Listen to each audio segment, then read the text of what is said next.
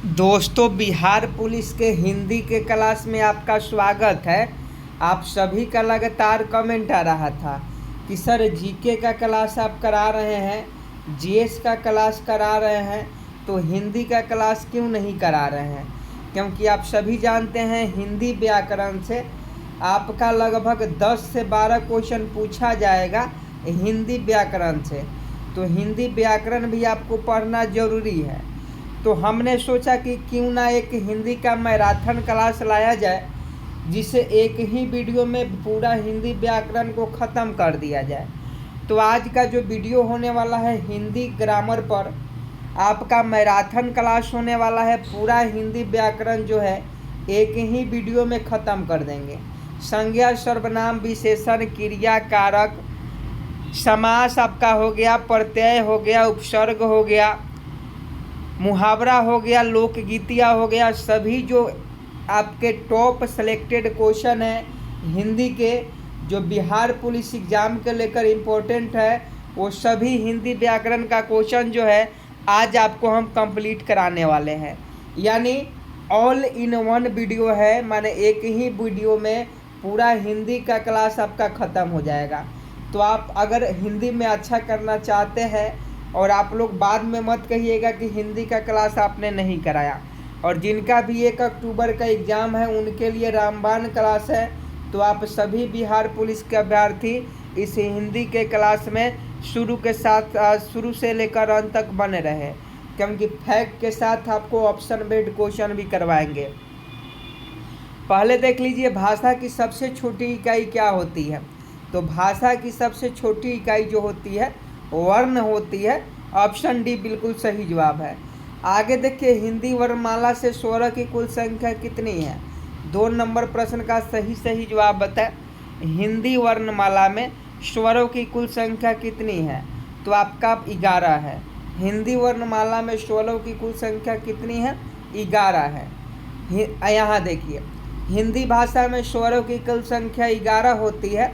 आपका अ हो गया, आ हो गया, ई हो गया, हर्षई हो गया, उ हो गया, हर्षऊ हो गया, री हो गया, ए हो गया, ए हो गया, ओ हो गया, औ हो गया। ये जितने भी 11 वर्ण है, स्वर है, ये आपका स्वर होते हैं। तो हिंदी भाषा में स्वर की कुल संख्या कितनी होती है, 11 है, आपका दिया गया है।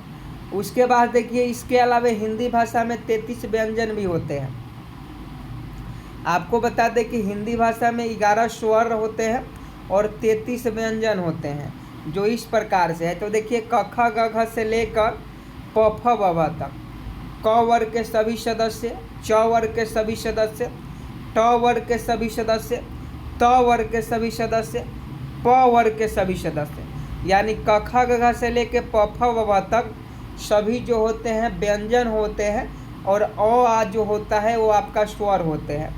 तो स्वरों की कुल संख्या कितनी होती है, अगर बिहार पुलिस के एग्ज़ाम में पूछे कि स्वरों की कुल संख्या कितनी होती है, 11 होती है। और व्यंजन की कुल संख्या कितनी होती है, 33 होती है। दोनों क्वेश्चन याद रखिएगा। यहाँ देखिए, अंतस्थ व्यंजन भी पूछा जाता है और उसमें व्यंजन भी पूछा जाता है। तो देखिए, य र ल व, य र ल व में के फर्स्ट 4 लेटर जो है उसे अंतस्थ व्यंजन कहते हैं, और बाकी के 4 लेटर जो है उसे उसमें व्यंजन कहा जाता है। जैसे तालाबे स, मूर्धन्य स, डंटी स है, ये सभी जो है उसमें व्यंजन है, और य र ल व जो है अंतस्थ व्यंजन है। इन सब 33 व्यंजनों के अलावा अन्य व्यंजन भी होते हैं, जैसे आपका संघर्षी यानी संयुक्त व्यंजन, जैसे छ, त्र, ज्ञ जो होता है, ये आपका संघर्षी यानी संयुक्त व्यंजन होते हैं। ये 2 वर्णों के मेल से बने होते हैं। संयुक्त व्यंजन जो होते हैं 2 वर्णों के मेल से बने होते हैं। अक्ष, त्र, ज्ञ, श्र। त्र में देखिए, त्र में क्या है, 2 अक्षर है। ज्ञ में क्या है, 2 अक्षर है। तो ये सभी जो है 2 वर्णों के मेल से बने होते हैं। आगे देखिए, इनमें से संयुक्त व्यंजन कौन सा है, फटाफट कमेंट बॉक्स में बताएं कि इनमें से संयुक्त व्यंजन कौन सा है, फटाफट बताएं। देखिए, आपका क्लास के साथ साथ हम ऑब्जेक्टिव क्वेश्चन भी करवाते चलेंगे, ताकि आपका कॉन्सेप्ट जो है क्लियर हो सके। और ऑल इन वन वीडियो है, यानी हिंदी के सभी क्वेश्चन, सभी टॉपिक आपको इसी क्लास में मिल जाएंगे। तो हिंदी का यह मैराथन क्लास है। तो इनमें संयुक्त व्यंजन कौन सा है? तो अभी आपको बताया है ग जो है संयुक्त व्यंजन है। ये आपका कौन सा व्यंजन है? ये सभी जो है व्यंजन होते हैं 33 व्यंजन में, क ख ग से प फ व तक, और ज्ञ जो है संयुक्त व्यंजन है। आगे देखिए, निम्न में से कंठ ध्वनियाँ कौन सी है? कंठ ध्वनियाँ कौन सी है? 4 का सही जवाब बताएं। निम्न में से कंठ ध्वनियाँ कौन सी है? तो क ख आपका कंठ ध्वनियाँ है। 4 का ऑप्शन है बिल्कुल सही जवाब हो जाएगा। आगे देखिए, वर्ण उच्चारण श्रेणी। अब वर्ण उच्चारण श्रेणी देखिए, ये आपका विसर्ग है। आगे देखिए, कंठ और जीभ का जो निचला भाग होता है कंठ कहलाता है। कंठ से उच्चारण होने वाला शब्द जो है ई, च, छ, ज, झ, य, ये जो भी है कंठ और जीभ से निकला हुआ भाग है। तालु और जीभ से तालव्य कहते हैं, जैसे आपका री हो गया, ट, ठ, ड, ढ, न, आपका ये हो गया तालव्य हो गया। मूर्धा और जीभ से जो निकलता है मूर्धन्य होता है, तथ, द, ध, न, ल, स, ये सभी मूर्धन्य हो गया। दांत और जीभ से निकला हुआ दंत होता है, जैसे उ, हर्ष, प, फ, ब, भ, म। दोनों होठों के बीच से निकला हुआ को ओष्ठ कहते हैं, जैसे अंग, अरह, यह, न, म, ये सभी ओष्ठ हो गया। नासिक से निकला अनुशासिक, जैसे ए कहते हैं। कंठ, तालु और जीभ से कंठाल्य कहते हैं, ओ कहते हैं। कंठ, जीभ और ओठ से कंठोष्ठ कहते हैं, जैसे वह हो गया। तो ये सभी आपको देख लीजिए। अब आगे देखिए, हिंदी वर्णमाला में व्यंजनों की संख्या कितनी है? हिंदी वर्णमाला में व्यंजनों की संख्या कितनी है? तो अभी आपको बताया है कि हिंदी वर्णमाला में स्वर की संख्या 11 होती है और व्यंजन की संख्या 33 होती है। तो 33 आपका बिल्कुल सही जवाब होगा। हिंदी वर्णमाला में व्यंजन की संख्या कितनी होती है? 33 होती है। आगे देखिए, छ ध्वनि का उच्चारण स्थान है। छ ध्वनि का उच्चारण स्थान, तो देखिए छ ध्वनि का जो उच्चारण स्थान है ये तालव्य है। छ ध्वनि का उच्चारण स्थान क्या है? तालव्य है। आगे देखिए, हिंदी भाषा की किस लिपि में लिखी जाती है? क्वेश्चन पूछा जाता है, हिंदी भाषा किस लिपि में लिखी जाती है? आज का क्लास आपका हिंदी व्याकरण का मैराथन क्लास है। पूरा हिंदी आपको एक ही क्लास में ख़त्म करवा देंगे। तो 7 का ऑप्शन है देवनागरी हो जाएगा, ऑप्शन सी। हिंदी भाषा किस लिपि में लिखी जाती है? तो देवनागरी लिपि में लिखी जाती है। आगे देखिए, भारतीय संविधान में किन अनुच्छेदों में राजभाषा संबंधी प्रावधान का उल्लेख है? भारतीय संविधान में किन अनुच्छेदों में राजभाषा संबंधी प्रावधान का उल्लेख है? तो 343 से 351 तक। 343 से 351 तक राजभाषा संबंधी प्रावधान है भारतीय संविधान में। अगला क्वेश्चन देखिए, संविधान का अनुच्छेद 351 में किस विषय का वर्णन किया गया है? 9 का सही जवाब बताएं। संविधान के ऐसे क्वेश्चन पूछा जाता है तो पता ही नहीं चलता है कि हिंदी का टॉपिक है या पॉलिटी का टॉपिक है। तो 9 का देख लीजिए, ऑप्शन डी हो जाएगा, हिंदी के विकास के लिए निर्देश। संविधान के अनुच्छेद 351 में हिंदी के विकास के लिए निर्देश का वर्णन है। आगे देखिए, हिंदी दिवस किस दिन मनाया जाता है? अभी आपका 14 सितंबर को हिंदी दिवस मनाया गया। तो 10 का ऑप्शन भी बिल्कुल सही जवाब है। निम्न में शुद्ध वर्तनी का चयन कीजिए। आपको शुद्ध वर्तनी का चयन करना है। तो शुद्ध वर्तनी आपका कौन सा होगा? तो उन्नति कौन सा सही लिखा गया? ऑप्शन डी बिल्कुल सही जवाब हो जाएगा। उन्नति आपका ये सही है, ये गलत है, ये गलत है, ये गलत है। तो शुद्ध वर्तनी आपका ऑप्शन डी हो जाएगा। आगे देखिए, शुद्ध वर्तनी का चयन कीजिए। तो सृष्टि कौन सही लिखा गया है? तो ये सृष्टि गलत है, ये भी सृष्टि गलत है और ये भी गलत है, यानी ऑप्शन सी सही हो जाएगा। शुद्ध वर्तनी इसमें ये है, ऑप्शन सी सृष्टि। शुद्ध वर्तनी का चयन कीजिए। तो रासायनिक कौन सा सही लिखा गया है? तो रासायनिक देख लीजिए, ये आपका गलत है। रासायनिक नहीं होगा, रासायनिक नहीं होगा, रासायनिक होगा। तो ये आपका बिल्कुल सही जवाब है। शुद्ध वर्तनी का मतलब हो गया कि राम, जैसे यहाँ रामा हो गया। शुद्ध वर्तनी का मतलब शुद्ध शब्द को चयन करना होता है, इसके बारे में भी हम आके आपको बताएंगे। शुद्ध वर्तनी चयन कीजिए, शुद्ध वर्तनी का चयन कीजिए। तो देख लीजिए, प्रतिवादी जो है ये नहीं होगा, ये नहीं होगा, ये नहीं होगा।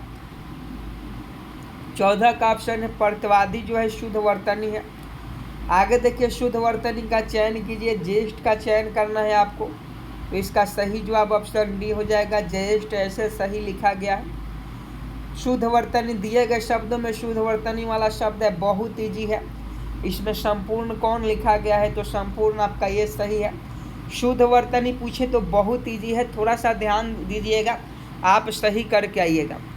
भाववाचक संज्ञा बनाइए, तो देखिए भाववाचक संज्ञा किसे कहते हैं, तो लड़कपन आपका भाववाचक संज्ञा हो जाएगा। भाववाचक संज्ञा लड़कपन है, तो ऑप्शन सी बिल्कुल सही जवाब हो जाएगा। संज्ञा के 5 भेद होते हैं। अब यहाँ से देखिए संज्ञा, संज्ञा किसे कहते हैं, तो पहले संज्ञा जानना है कि आपको संज्ञा किसे कहा जाता है। तो किसी जाति, द्रव्य, गुण, भाव, व्यक्ति, स्थान और क्रिया के आदि के नाम को संज्ञा कहते हैं। अर्थात नाम का ही दूसरा नाम संज्ञा है। संज्ञा के 5 भेद होते हैं। पहला होता है व्यक्तिवाचक संज्ञा, दूसरा होता है जातिवाचक संज्ञा, तीसरा होता है भाववाचक संज्ञा, चौथा होता है द्रव्यवाचक संज्ञा और पांचवा होता है समूहवाचक संज्ञा। तो पहले जानते हैं कि व्यक्तिवाचक संज्ञा किसे कहते हैं। तो जिन विकारी शब्दों में केवल एक व्यक्ति, वस्तु या स्थान के लिए जिस नाम का प्रयोग होता है उसे व्यक्तिवाचक संज्ञा कहते हैं। यानी जिस संज्ञा से किसी खास व्यक्ति का बोध होता है, समझे कि नहीं, जिस संज्ञा से किसी खास व्यक्ति का बोध होता है उसे व्यक्तिवाचक संज्ञा कहते हैं। जैसे मान लीजिए चित्तौड़गढ़ का किला, भारत, अनिल, हिमालय। जैसे भारत कहेंगे तो भारत एक ही है। अगर मान लीजिए 4 देश है, एक भारत है, एक अमेरिका है, एक नेपाल है, एक आपका चीन है, तो हम बोलेंगे कि भारत यहाँ आओ। तो जो भारत होगा तो भारत किसी व्यक्ति का खास नाम है, भारत किसी देश का खास नाम है, तो भारत ये आपका सही हो जाएगा व्यक्तिवाचक का उदाहरण।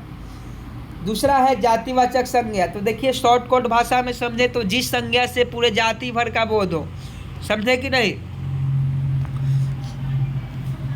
शॉर्टकट हम अगर अपनी लैंग्वेज में समझाने का आपको प्रयास करें तो जातिवाचक संज्ञा किसे कहते हैं, तो जिस संज्ञा से किसी जाति भर का बोध हो उसे जातिवाचक संज्ञा कहते हैं। जैसे मनुष्य, नदी, नगर, पर्वत, पशु, पक्षी, लड़का, कुत्ता, बैल, तोता, पंखा।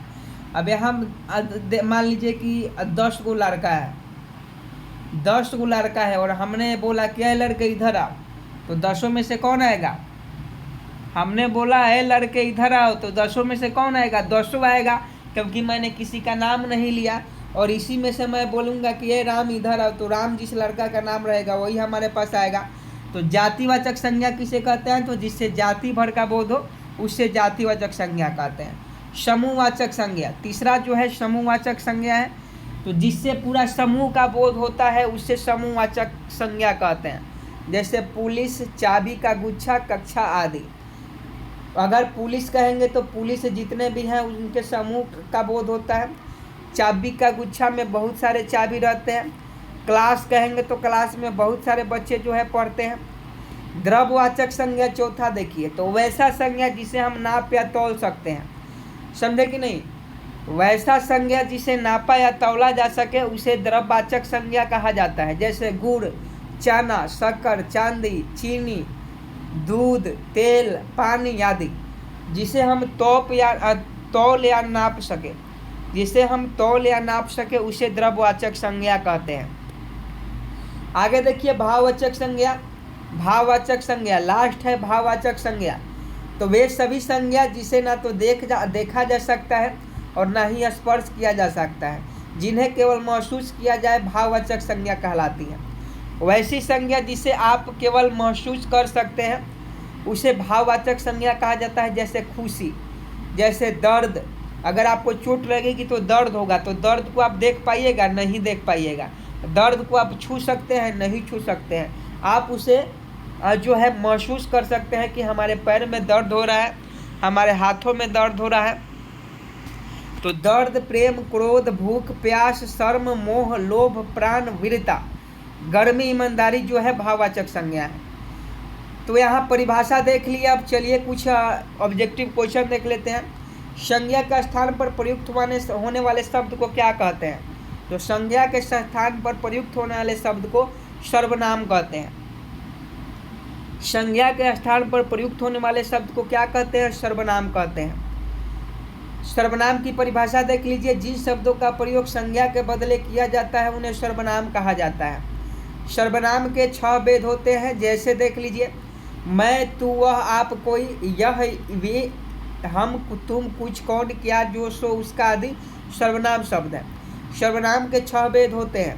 पुरुषवाचक सर्वनाम, निजवाचक सर्वनाम, निश्चयवाचक सर्वनाम, अनिश्चयवाचक सर्वनाम, संबंधवाचक सर्वनाम, प्रश्नवाचक सर्वनाम। तो संज्ञा के 5 भेद होते हैं, सर्वनाम के 6 भेद होते हैं। अब देख लीजिए, पुरुषवाचक सर्वनाम किसे कहते हैं? तो जिन सर्वनाम से किसी व्यक्ति का बोध होता है उन्हें पुरुषवाचक सर्वनाम कहते हैं। पुरुषवाचक सर्वनाम पुरुषों के नाम के बदले आता है। जैसे मैं आता हूँ, तुम जाते हो, मैं आता हूँ, तुम जाते हो, ये सभी पुरुषवाचक सर्वनाम है। पुरुषवाचक सर्वनाम के 3 प्रकार होते हैं। पुरुषवाचक सर्वनाम 3 प्रकार के होते हैं। एक उत्तम पुरुष, एक मध्य पुरुष और एक अन्य पुरुष। उत्तम पुरुष किसे कहते हैं? तो उत्तम पुरुष जिन सर्वनामों का प्रयोग बोलने वाला अपने लिए करता है उन्हें उत्तम पुरुष कहते हैं। जैसे मैं बोलूँगा कि मैं अच्छा पढ़ाता हूँ, तो मैं यह अपने लिए शब्द का प्रयोग कर रहा हूँ, यानी मैं उत्तम पुरुष हूँ। जैसे मैं देख लीजिए, मैं है, हम है, मुझको है, हमारी है, मैंने है, मेरा है, मुझे है आदि है। मध्यम पुरुष किसे कहते हैं? जिन सर्वनामों का प्रयोग सुनने वाले के लिए किया जाए उन्हें मध्यम पुरुष कहते हैं। जैसे हम बोलेंगे कि आप बहुत अच्छे हैं, माने आप ब्यूटीफुल है, यानी आपके लिए मैं ये बोल रहा हूँ कि आप खूबसूरत हैं, तो ये जो है मध्यम पुरुष कहलाएगा। जैसे तुम, तुम्हें, आप, तुम्हारे, तुमने, अपने आदि। अन्य पुरुष का देख लीजिए, जिन सर्वनाम शब्दों का प्रयोग किसी अन्य व्यक्ति के लिए किया जा सके उसे अन्य पुरुष कहते हैं। जैसे वे, यह, वह, इनका, इन्हें, उसे, उन्होंने, उनसे, इनसे आदि। दूसरा है निजवाचक सर्वनाम। तो निजवाचक सर्वनाम देख लीजिए। निजवाचक सर्वनाम आप स्वयं या खुद होता है, इसका प्रयोग हम अपने आप के लिए करते हैं। जैसे राम वहाँ स्वयं चला गया। ईश्वर भी उन्हीं का साथ देता है जो अपनी मदद अपने आप करते हैं, तो ये आपका निजवाचक सर्वनाम हो गया। निश्चयवाचक सर्वनाम देख लीजिए। निश्चयवाचक सर्वनाम का प्रयोग किसी संज्ञा के निश्चित करने के लिए किया जाता है। जैसे यह मेरी पुस्तक है, वह मंदिर है। अनिश्चयवाचक सर्वनाम, जिस सर्वनाम शब्द से किसी निश्चित व्यक्ति या वस्तु का बोध न हो उसे अनिश्चयवाचक सर्वनाम कहलाता है। जैसे कोई, कुछ, किसी आदि। कुछ खा लेना, उदाहरण में कुछ खा लेना। कुछ खा लेना का मतलब वो ज़्यादा भी खा सकता है, चावल भी खा सकता है, रोटी भी खा सकता है या नहीं भी खा सकता है। कुछ काम करो तो काम करेगा चाहे नहीं। अगला है संबंधवाचक सर्वनाम। 5 नंबर संबंधवाचक सर्वनाम होता है। संबंध सर्वनाम में जो, सो, जैसा, वैसा होता है, इसका प्रयोग वाक्य में संबंध व्यक्त करने के लिए किया जाता है। जैसे जो सोएगा वो खोएगा, जो परिश्रम करते हैं वे सुखी रहते हैं, जो जगेगा सो पावेगा, जो करेगा सो भरेगा, ये सभी एग्जाम्पल है संबंधवाचक सर्वनाम का। 6 नंबर देखिए प्रश्नवाचक सर्वनाम। जिस सर्वनाम का प्रयोग प्रश्न के लिए किया जाता है, जिस सर्वनाम का प्रयोग प्रश्न के लिए किया जाता है उसे प्रश्नवाचक सर्वनाम कहा जाता है। उदाहरण के लिए, मैंने क्या खाया है, बाहर कौन खड़ा है, टोकरी में क्या रखा है। आगे देखिए, निम्न में से कौन सा व्यक्तिवाचक संज्ञा है। अब व्यक्तिवाचक का संज्ञा का परिभाषा आपको बता दिए हैं। निम्न में से कौन सा शब्द व्यक्तिवाचक संज्ञा है? तो व्यक्तिवाचक संज्ञा का परिभाषा आपको ऐसे अभी बताया है कि जिससे किसी खास व्यक्ति का बोध हो उसे व्यक्तिवाचक संज्ञा कहते हैं। देखिए, जितने भी संज्ञा सर्वनाम के परिभाषा है ये आपके मुख पर याद रहना चाहिए, यानी मुंह पर याद रहना चाहिए। तो निम्न में से कौन सा शब्द जातिवाचक संज्ञा है? तो अभी आपको बताया है, यमुना जो है व्यक्तिवाचक संज्ञा है। सॉरी, व्यक्तिवाचक संज्ञा कौन है? यमुना है। और व्यक्तिवाचक का परिभाषा होता है जिस संज्ञा से किसी खास व्यक्ति का बोध हो। आगे देखिए, कौन सा शब्द स्त्रीलिंग है? स्त्रीलिंग आपको बताना है तो कमेंट बॉक्स में छाप दीजिए। स्त्रीलिंग और पुल्लिंग जानने के लिए हम वाक्य बनाते हैं। तो स्त्रीलिंग कौन सा है? तो आपका परिषद जो है स्त्रीलिंग है। परिषद क्या है? स्त्रीलिंग है। यहाँ देखिए, संज्ञा के जिस रूप से किसी व्यक्ति या वस्तु की पुरुष अथवा स्त्री जाति का बोध होता है उसे लिंग कहते हैं। पहला क्वेश्चन देखिए कि लिंग किसे कहते हैं। तो संज्ञा के जिस रूप से किसी व्यक्ति या वस्तु की पुरुष अथवा स्त्री जाति का बोध होता है उसे लिंग कहते हैं। जैसे माता हो गया, पिता हो गया, यमुना हो गया, शेर शेरनी, दादा दादी, बकरा बकरी। आप सभी जानते हैं लिंग के दो भेद होते हैं, एक होता है पुल्लिंग और एक होता है स्त्रीलिंग। अब पुल्लिंग का परिभाषा जानिए। जिन शब्दों से पुरुष जाति का बोध होता है उन्हें पुल्लिंग कहते हैं, और जिन शब्दों से स्त्री जाति का बोध होता है उसे स्त्रीलिंग कहते हैं। पुरुष जाति का मतलब पिता, भाई, लड़का, पेड़, शीश, शिव, हनुमान, बैल, और वही स्त्रीलिंग का मतलब माता, बहन, यमुना, गंगा, कुर्सी, छड़ी, नारी, बुआ, लकड़ी, लक्ष्मी।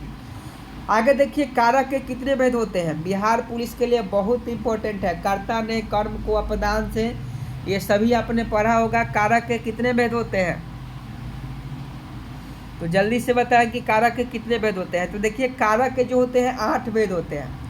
कारक के कितने भेद होते हैं, 8 भेद होते हैं। कौन कौन से होते हैं, तो कारक के चिन्ह याद रखिएगा। कारक का चिन्ह देख लीजिए। कर्ता ने कर्म को करण से, संप्रदान के लिए, अपदान से, संबंध का, के, की, ना, नी, ने, रा, रे, री, अधिकरण में, पर, संबोधन, हे, अरे, अजी। यानी 8 कारक का चिन्ह होता है। 8 कारक का चिन्ह होता है। कारक का कितने चिन्ह होते हैं, 8 होते हैं। पहला होता है कर्ता ने, मतलब काम करने वाला। दूसरा होता है कर्म को, यानी जिस पर काम का प्रभाव पड़े। तीसरा होता है करण से, द्वारा, यानी जिसके द्वारा कर्ता काम करे। चौथा होता है संप्रदान को, के लिए, यानी जिसके लिए क्रिया किया जाए। पांचवा होता है अपदान से, मतलब जिससे अलगाव हो। छठा होता है संबंध से, जैसे का, के, की, यानी अन्य पदों से संबंध हो। सातवां होता है अधिकरण में, पर, क्रिया का आधार। आठवां होता है संबोधन, हे, अरे, अजी, किसी को पुकारना बुलाना। यानी कारक के चिन्ह कितने होते हैं, 8 होते हैं। एक बार और याद रखिए। कर्ता ने कर्म को करण से, संप्रदान के लिए, अपदान से, संबंध का, के, की, अधिकरण में, पर, संबोधन, हे, अरे, अजी। कारक का 8 चिन्ह याद रखिएगा। बिहार पुलिस के एग्जाम के लिए बहुत ही महत्वपूर्ण है। आगे देखिए के लिए किसका कारक चिन्ह है। के लिए किसका कारक चिन्ह है, जल्दी से बताएं। के लिए किसका कारक चिन्ह है, तो अभी आपको बताया ना, कर्ता ने कर्म को करण से, संप्रदान को, के लिए। तो के लिए कौन सा कारक है, तो संप्रदान कारक है। के लिए कौन सा कारक है, तो संप्रदान कारक, यानी ऑप्शन बी बिल्कुल सही जवाब हो जाएगा। आगे देखिए वृक्ष से पत्ते गिरते हैं, इस वाक्य में से किस कारक का चिन्ह है। वृक्ष से पत्ते गिरते हैं, इस वाक्य में से जो है किस कारक का चिन्ह है, जल्दी से बताएं। अभी आपको हमने समझाया कारक के 8 भेद होते हैं, तो से उसमें से कौन सा भेद है, तो कर्ता ने कर्म से, तो ऑप्शन है कर्म से, ऑप्शन है बिल्कुल सही जवाब हो जाएगा। नहीं, वृक्ष से पत्ते गिरते हैं तो से है, तो अपदान से होता है, ऑप्शन सी अपदान हो जाएगा। कर्ता ने कर्म को संप्रदान से, संप्रदान के लिए, अपदान से, तो ऑप्शन सी हो जाएगा। वृक्ष से पत्ते गिरते हैं में से जो है अपदान कारक है। आगे देखिए इनमें से कौन सा गुणवाचक विशेषण होता है, इनमें से कौन गुणवाचक विशेषण है, तो 24 का देख लीजिए। 24 का जो हो जाएगा नया, बिल्कुल सही जवाब हो जाएगा। नया जो है गुणवाचक विशेषण है। उत्कर्ष का विशेषण क्या होगा, उत्कर्ष का विशेषण आपसे पूछा जा रहा है। 25 नंबर क्वेश्चन देखिए और उत्कर्ष का विशेषण बताइए, तो उत्कर्ष का उत्कृष्ट हो जाएगा। उत्कर्ष का विशेषण जो है उत्कृष्ट हो जाएगा। अगला क्वेश्चन देखिए, किस वाक्य में क्रिया वर्तमान काल में है, तो देखिए काल 3 प्रकार के होते हैं, वर्तमान काल, भूतकाल, भविष्य काल। तो किस वाक्य में क्रिया वर्तमान काल में है, तो सबसे पहले देखिए उसने फल खा लिया था, माने ये बीत गया है। मैं तुम्हारे पत्र पढ़ रहा हूँ, अचानक बिजली कौंध उठी, कल वे आने वाले हैं, भविष्य है, तो ऑप्शन बी मैं तुम्हारा पत्र पढ़ रहा हूँ, ये जो है आपका वर्तमान काल है। कवि का क्या स्त्रीलिंग है, जल्दी से बताएं, कवि का क्या स्त्रीलिंग है, कवि का स्त्रीलिंग क्या होता है, क्वेश्चन पूछा जाता है। तो देखिए कवि का जो स्त्रीलिंग होता है कवित्री होता है, यानी ऑप्शन सी कवित्री आपका बिल्कुल सही जवाब हो जाएगा। आगे देखिए, जो धातु या शब्द के अंत में जोड़ा जाता है उसे कहते हैं, जो धातु या शब्द के अंत में जोड़ा जाता है उसे क्या कहते हैं? जो किसी शब्द के अंत में जुड़कर उसके अर्थ में परिवर्तन ला देता है उसे हम लोग उपसर्ग कहते हैं। उपसर्ग पहले और प्रत्यय बाद में, तो उसे हम लोग प्रत्यय कहते हैं। जो शब्द किसी के अंत में जुड़कर उसके अर्थ में परिवर्तन ला देता है उसे प्रत्यय कहते हैं। और जो शब्द किसी शब्द के फर्स्ट में जुड़कर यानी पहले जुड़कर उसके अर्थ में परिवर्तन ला देता है उसे उपसर्ग कहते हैं। प्रख्यात में प्रयुक्त उपसर्ग है, जल्दी से बताएं। उपसर्ग जो है पहले जुड़ता है, तो प्रख्यात में प्र जो है यह आपका उपसर्ग है, यानी ऑप्शन है बिल्कुल सही जवाब हो जाएगा। आगे देखिए, वे शब्दांश जिसे किसी शब्द से पूर्व लगकर उसके शब्द का अर्थ बदल देता है उन्हें उपसर्ग कहते हैं। अभी आपको बताया है कि वे शब्द जो किसी शब्द के पहले लगकर उनके अर्थ में परिवर्तन ला देता है उन्हें उपसर्ग कहते हैं। उपसर्ग और जैसे उपसर्ग प्लस मूल शब्द नया शब्द, जैसे उप प्लस कार। उप आपका उपसर्ग है, कार एक नया शब्द है, मूल शब्द है, तो उपकार जोड़ दीजिएगा तो उपकार हो जाएगा। आगे देखिए, जो धातु या शब्द के अंत में जोड़ा जाता है उसे क्या कहते हैं? तो उसे आपका प्रत्यय कहते हैं। अभी आपको बताया है प्रत्यय दो शब्दों से बना है, प्रति प्लस अय। प्रति का अर्थ साथ में, पर बाद में है, और अय का अर्थ चलने वाला है। अतएव प्रत्ययों का अर्थ होता है शब्दों के साथ बाद में चलने वाला या लगने वाला प्रत्यय। उपसर्गों की तरह अभिकारी शब्दांश है जो शब्दों के बाद जोड़ता है। तो प्रत्यय का परिभाषा इससे याद मत रखिएगा, इसमें बहुत लंबा है। आप ऐसे लिखिए, याद रखिए कि वे शब्द जो किसी शब्दांश के अंत में पहले लगकर, प्रत्यय है तो अंत में लगकर और उपसर्ग है तो पहले लगकर। तो यहाँ प्रत्यय है तो वह शब्दांश जो किसी शब्द के अंत में लगकर उसके अर्थ में परिवर्तन कर देता है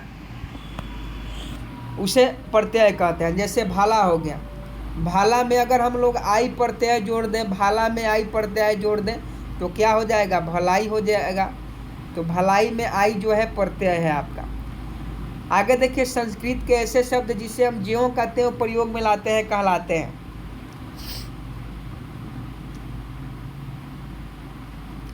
हिंदी का संपूर्ण व्याकरण आपको खत्म करवा देंगे। संस्कृत के ऐसे शब्द जिसे हम ज्यों का त्यों प्रयोग में लाते हैं कहलाते हैं, तो ये आपका तत्सम कहलाता है। संस्कृत के ऐसे शब्द जिसे हम ज्यों का त्यों प्रयोग में लाते हैं तत्सम कहलाता है। उत्पत्ति की दृष्टि से शब्द के चार भेद होते हैं। उत्पत्ति के दृष्टि से शब्द के चार भेद होते हैं: तत्सम शब्द, तद्भव शब्द, देशज शब्द और विदेशज शब्द। इससे संबंधित क्वेश्चन पूछा ही जाता है, तो सबसे पहले तत्सम शब्द हम लोग देखते हैं। तो संस्कृत भाषा के वे शब्द जो हिंदी में अपने वास्तविक रूप में प्रयुक्त होते हैं उन्हें तत्सम शब्द कहते हैं। सरल शब्दों में हिंदी में संस्कृत के मूल शब्दों को तत्सम कहते हैं। जैसे कवि हो गया, माता हो गया, विद्या हो गया, नदी, फल, पुष्प, पुस्तक, पृथ्वी, क्षेत्र, कार्य, मृत्यु आदि, ये सभी तत्सम शब्द हैं। तद्भव शब्द देख लीजिए, तो ऐसे शब्द जो संस्कृत और प्राकृत से विकृत होके हिंदी में आए हैं तद्भव कहलाते हैं। दूसरे शब्दों में हम लोग बात करें तो संस्कृत भाषा के ऐसे शब्द जो बिगड़कर अपने रूप बदलकर हिंदी में मिल गए हैं तद्भव शब्द कहलाते हैं। जैसे संस्कृत का तद्भव हो गया, दुग्ध का दूध हो गया, हस्त का हाथ हो गया, ये सभी तद्भव शब्द हैं। देशज शब्द और विदेशज शब्द दो आपके लिए बहुत ही महत्वपूर्ण है बिहार पुलिस के दृष्टि से। तो देशज का होता है देश प्लस ज, अर्थात देश में जन्म। जो शब्द देश के विभिन्न प्रदेशों में प्रचलित आम बोलचाल की भाषा के से हिंदी में आ गए हैं वे देशज शब्द कहलाते हैं। अगर हम दूसरी भाषा में बात करें तो देश की बोलचाल में पाए जाने वाले शब्द देशज शब्द कहलाते हैं। जैसे चिड़िया हो गया, कटरा हो गया, कटोरा, खिड़की, जूता, खिचड़ी, पगड़ी, लोटा, डिबिया, तेंदुआ, कटरा, अंटा, ठेठ, ठुमरी, खखरा, चषक, फुनगी, डोंगा आदि ये सभी देशज शब्द हैं। विदेशी शब्द का मतलब होता है जो विदेश से बना हुआ है, यानी विदेशी है। जो शब्द विदेशी भाषाओं से हिंदी में आ गए हैं उन्हें विदेशी शब्द कहते हैं। आजकल हिंदी भाषा में अनेक विदेशी शब्द का प्रयोग किया जाता है, जैसे हॉस्पिटल। हॉस्पिटल देशज शब्द नहीं है, यही ध्यान से आपको देखना है कि कौन देशज है और कौन विदेशज है, यहीं से क्वेश्चन पूछा जाता है। हॉस्पिटल आपका विदेशज है, डॉक्टर विदेशज है, बुक विदेशज है, रेडियो विदेशज है, पेन विदेशज है, पेंसिल विदेशज है, स्टेशन विदेशज है, वही रेलवे स्टेशन आपका देशज है, अस्पताल देशज है, यहाँ जो बुक का जो होता है पुस्तक ये तत्सम शब्द है। तो देशज, विदेशज, तत्सम, तद्भव ये सभी आप याद रखिएगा। रचना की दृष्टि से शब्द के 3 प्रकार के होते हैं। रचना की दृष्टि से शब्द कितने प्रकार के होते हैं? तो 3 प्रकार के होते हैं। रूढ़ शब्द, यौगिक शब्द, योग रूढ़ शब्द। तो सबसे पहले हम जानते हैं रूढ़ शब्द के बारे में, जिनका कोई भी खंड सार्थक ना हो और जो परंपरा से किसी विशेष अर्थ में प्रयुक्त होता है। जैसे लोटा, कल, जल आदि जो है ये आपका रूढ़ शब्द है। यौगिक देख लीजिए, यौगिक शब्द उन्हें शब्दों को कहते हैं जिनका खंड सार्थक हो। जैसे विद्यालय, विद्या और आलय, दया सागर, दया और सागर, जिसका खंड सार्थक हो ये यौगिक होते हैं। अब योग रूढ़ देख लीजिए, ऐसा शब्द जो यौगिक तो होते हैं पर सामान्य अर्थ को छोड़कर विशेष अर्थ का बोध कराते हैं, योग रूढ़ कहलाते हैं। जैसे पंकज शब्द पंख और जग के मेल से बना है, जिसका विशेष अर्थ कमल होता है। 32 नंबर देखिए, निम्न रूढ़ में रूढ़ शब्द कौन सा है? निम्न में रूढ़ शब्द कौन सा है? तो रूढ़ शब्द का अभी आपको परिभाषा बताए हैं। पशु जो है यह आपका रूढ़ शब्द है, पशु रूढ़ शब्द है।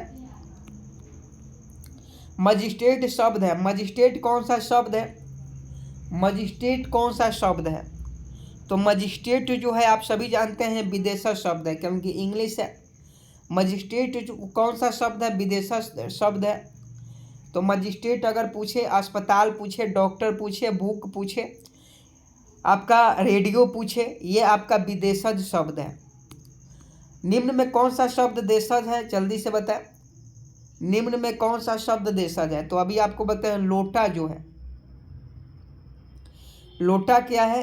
आपका देशज शब्द है, यानी 34 का ऑप्शन डी बिल्कुल सही हो जाएगा। अब लोटा देशज है। अगिन, प्रार्थना, खेत ये सभी विदेशज है। नहीं तो आपका दूसरा शब्द है तद्भव, तत्सम है, लेकिन लोटा जो है आपका देशज शब्द है।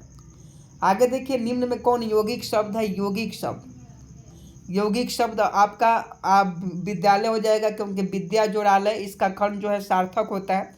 अब यौगिक शब्द का परिभाषा आपको समझा है तो 35 का ऑप्शन सी हो जाएगा। योगरूढ़ शब्द कौन सा है? योगरूढ़ शब्द का सही जवाब बताएं।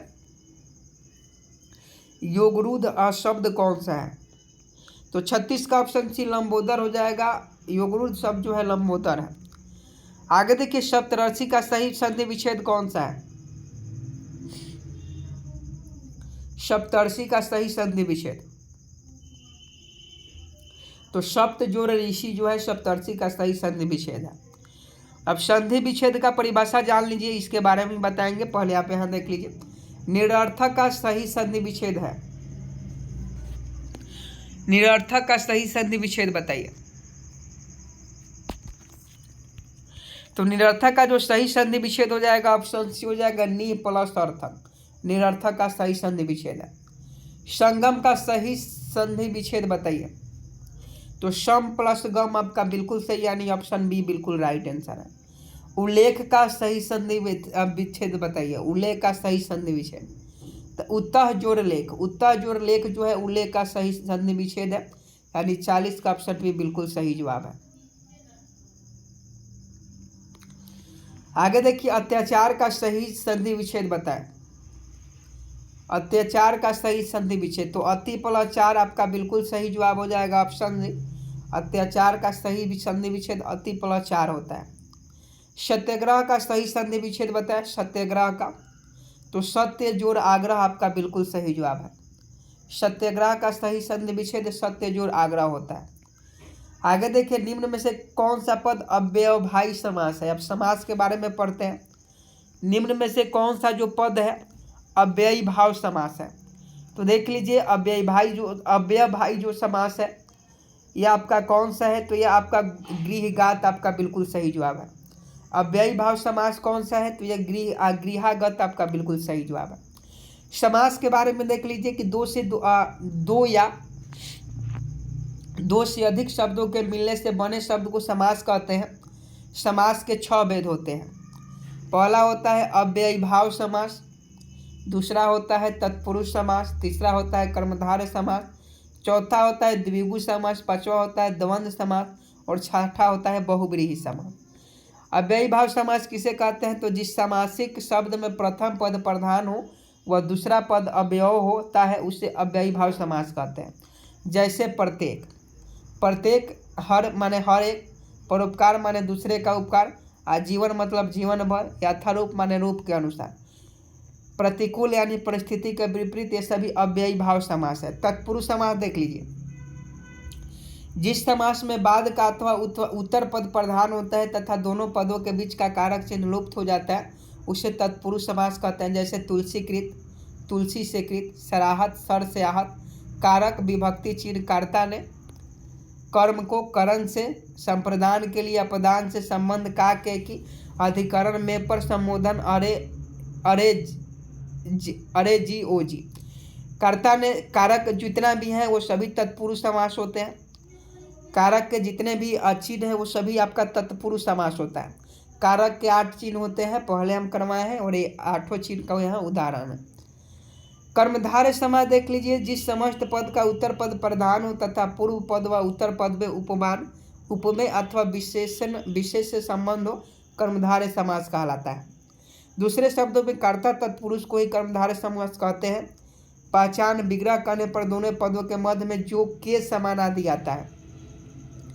नवयुवक का मतलब होता है नौ है जो युवक, पीताम्बर का मतलब पीला है जो अंबर, महात्मा का मतलब महान जो है आत्मा, नीलकंठ का नीला है जो कंठ, ये सभी के समान के अंतर्गत आते हैं, यानी ये जो आपके हैं कर्मधारय समास है।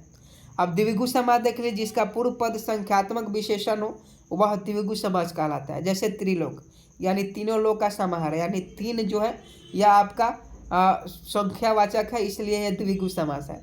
तिरंगा यानी तीन रंगों का समूह, यह भी संख्या द्विगु समास है क्योंकि यहाँ संख्या पहले आ रहा है। नवरात्रि का मतलब नवरात्रियों का समूह, यानी 9 जो है संख्या, इसलिए आपका द्विगु समास है। पंचरत्न हो गया, दोपहर हो गया। अब देखिए द्वंद्व समास, तो इस समास में 2 पद होते हैं तथा दोनों पदों की प्रधानता होती है। इनका विग्रह करने के लिए और एवं तथा या अथवा शब्दों का प्रयोग किया जाता है। जैसे नर नारी, लेन देन, भला बुरा, हरिशंकर, माता पिता। बहुव्रीहि समास देख लीजिए, अन्य पद प्रधान समास को बहुव्रीहि समास कहते हैं। इसमें दोनों पद किसी अन्य अर्थ को व्यक्त करते हैं और वे किसी अन्य संज्ञा के विशेषण की भांति कार्य करते हैं। जैसे दशानन, 10 है आनंद जिसका, जैसे रावण। पांचानन, 5 है मुख जिनका, शंकर जी। गिरिधर, गिरि को धारण करने वाला श्री कृष्ण। चतुर्भुज, 4 है भुजाएं जिनकी, विष्णु। गजानन, गज के समान मुख वाले गणेश जी। सरोज, तालाब से जन्म लेने वाला कमल। महादेव, देवों में महान शिव। पंकज, कीचड़ में जन्म लेने वाला कमल। ये सभी जो है बहुव्रीहि समास के उदाहरण है। अब देखिए देशांतर में कौन सा समास है? देशांतर में कौन सा समास है, जल्दी से बताएं। देशांतर में कौन सा समास है? तो अभी आपको बताया है, तो इसका सही जवाब तत्पुरुष समास हो जाएगा। देशांतर में तत्पुरुष है क्योंकि बहुव्रीहि, द्विगु और कर्मधारय होगा नहीं। सागपात में कौन सा समास है? सागपात में कौन सा समास है? देखिए साग और पात, तो द्वंद्व समास हमारे हिसाब से हो जाना चाहिए और द्वंद्व आपका बिल्कुल भी सही जवाब है। सागपात जो है द्वंद्व समास है। आगे देखें नीलकमल में कौन सा समास है? नीलकमल में कौन सा समास है? नीलकमल में कौन सा समास है? तो देखिए कर्मधारय है। नीलकमल में आपका कर्मधारय समास है, यानी ऑप्शन सी बिल्कुल सही जवाब है। भाई बहन में कौन सा समास है? तो भाई और बहन, भाई बहन में कौन सा समास है? तो ऑप्शन ए हो जाना चाहिए, द्वंद्व समास है। भाई बहन में कौन सा समास है? द्वंद्व समास है। अगला क्वेश्चन देखिए, पीताम्बर में कौन सा समास है? पीत है अंबर जिसका। पीताम्बर में कौन सा समास है? पीत है अंबर जिसका। तो इसका सही जवाब ऑप्शन ए हो जाएगा, बहुव्रीहि समास। पीताम्बर में कौन सा समास है? तो पीत है अंबर जिसका, बहुव्रीहि समास। युधिष्ठिर में कौन सा समास है? युधिष्ठिर में कौन सा समास है? तो आपका बहुव्रीहि समास है। युधिष्ठिर में कौन सा समास है? बहुव्रीहि समास है। आगे देखिए, द्विगु समास का उदाहरण है। द्विगु समास का उदाहरण ये होगा नहीं। द्विगु समास का उदाहरण क्या है? तो ऑप्शन बी होगा नहीं, तो इसका सही जवाब त्रिभुवन हो जाएगा। द्विगु समास का उदाहरण है त्रिभुवन। दिन और रात जो है यह द्वंद्व समास का उदाहरण है। दिन और रात द्वंद्व समास का उदाहरण है। आशु का बहुवचन क्या होगा? बहुवचन, आशु का बहुवचन क्या होगा? तो आशु का बहुवचन जो है आशुओ होगा। देखिए, वचन किसे कहते हैं? तो संज्ञा, सर्वनाम, विशेषण और क्रिया के जिस रूप से संख्या का बोध होता है उसे वचन कहते हैं। जैसे तालाब में मछलियाँ तैर रही है, माली पौधा सींच रहा है। वचन दो प्रकार के होते हैं, एक वचन, बहुवचन। एक वचन शब्दों के जिस रूप से एक वस्तु का बोध होता है जिसे वो एक वचन कहेंगे। जैसे स्त्री, घोड़ा, नदी, रुपया, लड़का, गाय, सिपाही। यहाँ समझिए, अगर लड़का हम कहते हैं तो लड़का का बोध होता है, अगर लड़के कहते हैं तो पूरा लड़के जाति का बोध होता है। तो ये आपका एक वचन है और ये आपका बहुवचन है।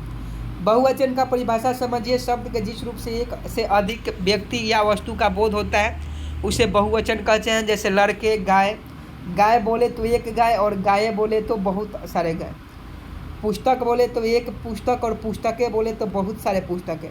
तो पुस्तक बहुवचन है और पुस्तक जो है एक वचन है और पुस्तकें आपके बहुवचन है। यहाँ देखिए, कौन सा शब्द बहुवचन है? फटाफट बताएं, कौन सा शब्द बहुवचन है? तो 52 का अगर आप ऑप्शन बी प्राण जो बता रहे हैं बहुवचन है। प्राण का मतलब बहुत सारे प्राण, बहुत लोगों के प्राण। पशु शब्द का विशेषण क्या है? पशु शब्द का विशेषण, अब विशेषण हम लोग पढ़ेंगे कि पशु शब्द का विशेषण क्या है। तो इसका जो है पाश्विक विशेषण है। पशु शब्द का विशेषण पाश्विक होता है। अमृत का पर्यायवाची शब्द क्या है? सुधा। सुधा बिल्कुल राइट आंसर है। अमृत का पर्यायवाची शब्द सुधा है, यानी ऑप्शन बी बिल्कुल सही जवाब है। अनिल का पर्यायवाची शब्द क्या होगा? अनिल का पर्यायवाची शब्द अगर अनल बता रहे हैं यानी ऑप्शन अनिल का पवन हो जाएगा। अनिल का अनल नहीं होगा, आग का अनल होता है। अनिल का जो है पवन पर्यायवाची शब्द हो जाएगा।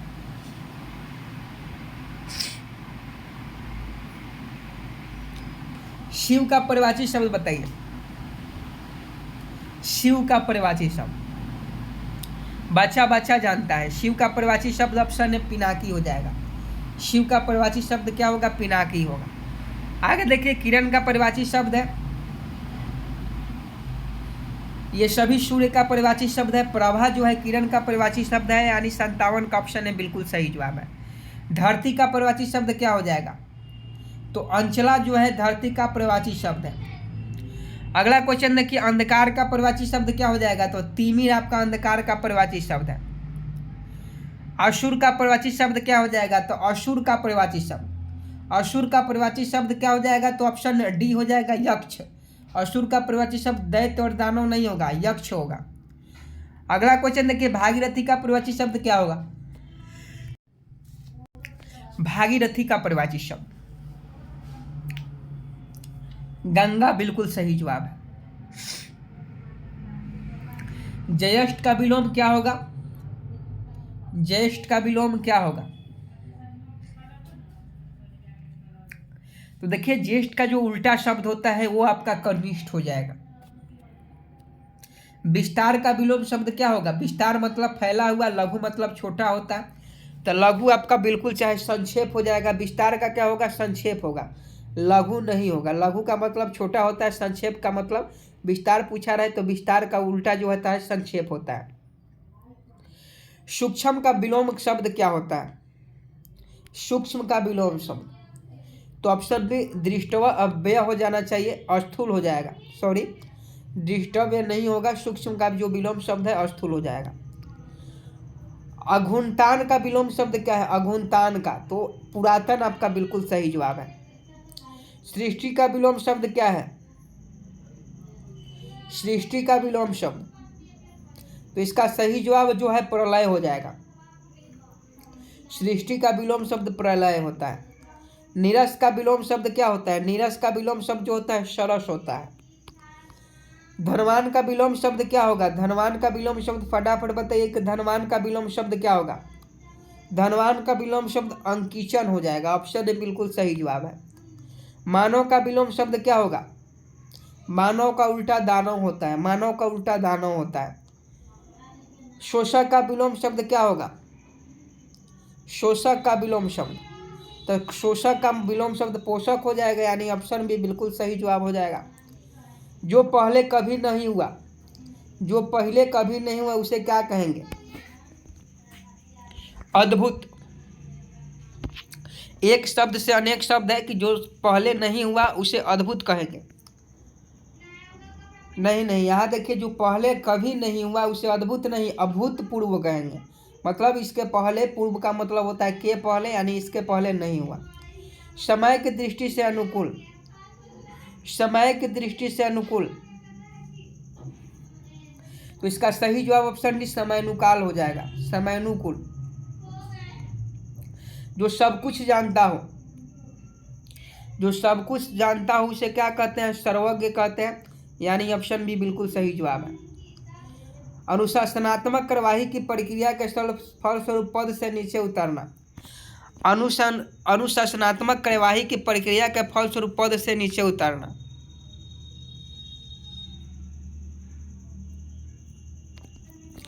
जैसे पहले आप दरोगा थे, अब आप कांस्टेबल बन गए हैं, यानी अपने पद से नीचे उतर गए, यानी आपकी पदोन्नति हुई है, यानी आपका डिमोशन हुआ है। वायु में सबसे बड़ा व्यक्ति, वायु में सबसे बड़ा व्यक्ति ज्येष्ठ, आयु में सबसे बड़े व्यक्ति को ज्येष्ठ कहा जाता है। हमेशा रहने वाला, हमेशा रहने वाला व्यक्ति को शाश्वत कहते हैं। जिसका कोई शत्रु पैदा नहीं हुआ हो, जिसका कोई शत्रु पैदा ही नहीं हुआ हो उसे आजाद शत्रु कहते हैं। Option B. जिसका जन्म हो, जिसका जन्म ना हो, जिसका जन्म ना हो उसे क्या कहेंगे? तो अजन्मा कहेंगे। दूर की सोचने के लिए एक शब्द, दूर की सोचने वालों के लिए एक शब्द, तो इसे दूरदर्शी कहते हैं।